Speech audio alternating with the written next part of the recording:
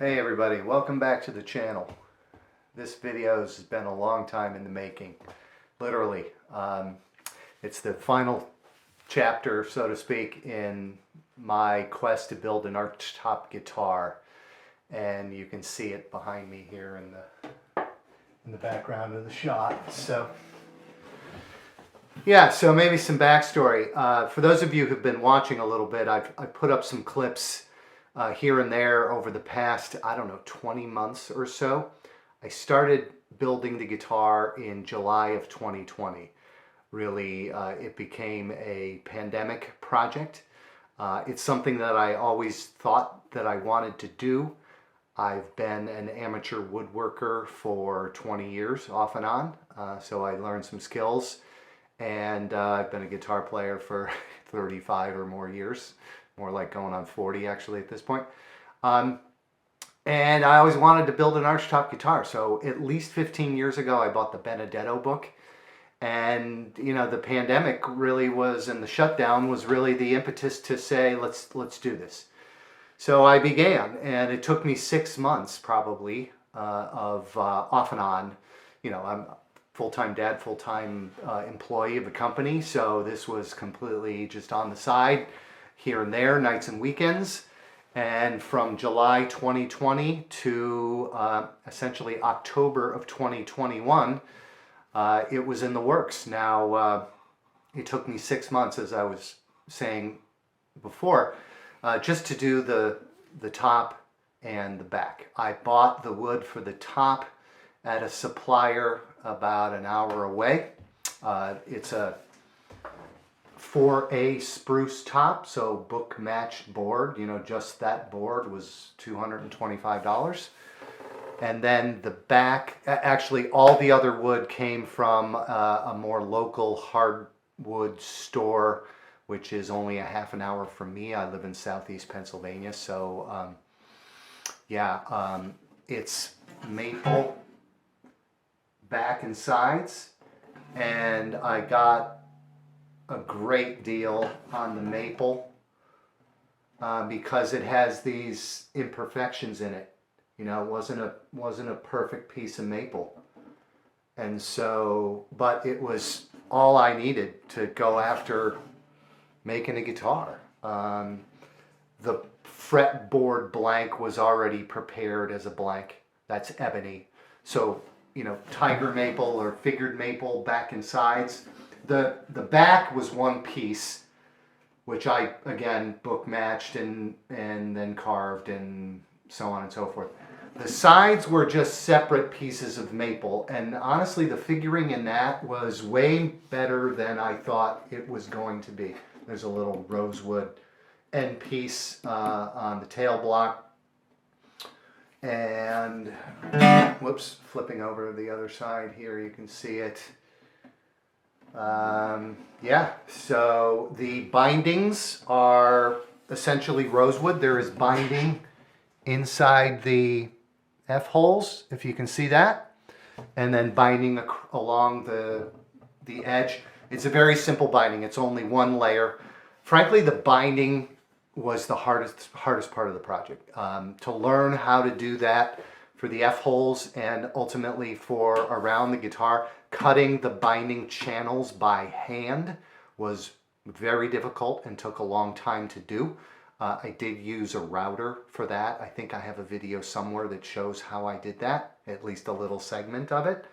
I do plan to make one or two more sort of compilation videos of the steps that I filmed since the last time I put a video up in terms of where I was in the project. But here it is. The neck also is maple. It's a two-piece neck. Okay. End cap is rosewood. I also put a cap on the headstock, front and back. And then all the hardware is purchased, you know, Stumac and or Luthier's Mercantile. That's where all the parts came from.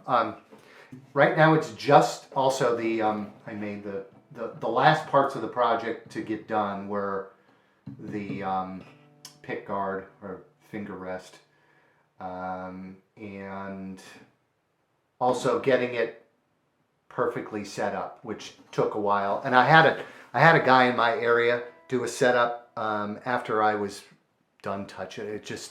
I was really wanted to just get it to the point where it was really nicely playable, and so I paid somebody $70, and he did some work on the bridge because it was a little too high, and then he set it up. I've done fret work before on an old Archtop that I used to have, an Eastman, so I was reasonably comfortable with regard to once the frets were in the fretboard, and doing all the work to level things and crown and polish and all that. I did all that work myself. I know how to do it, having done it once. I've watched enough YouTube videos of people who know how to do it way better than me.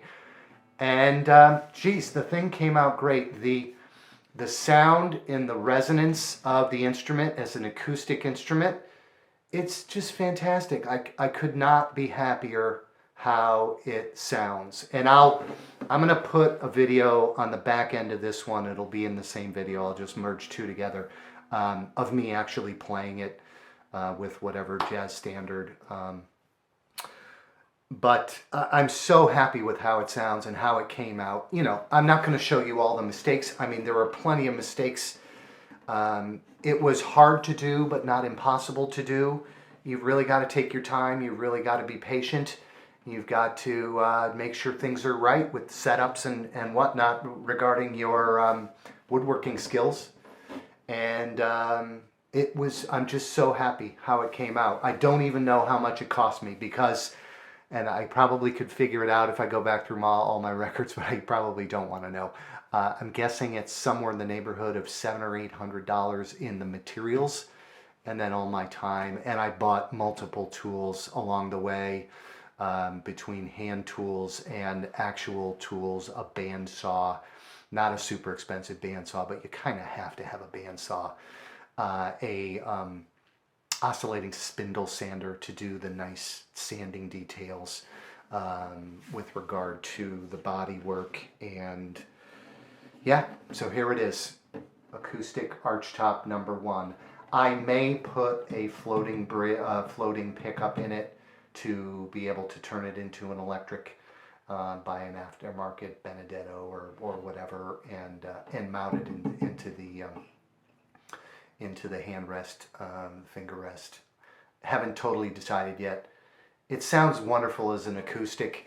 I can't bring it to my jazz gig right now because I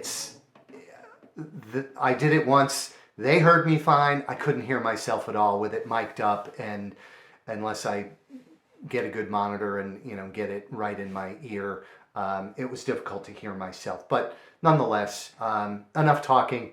Let me switch you over to a short video clip of me playing the instrument.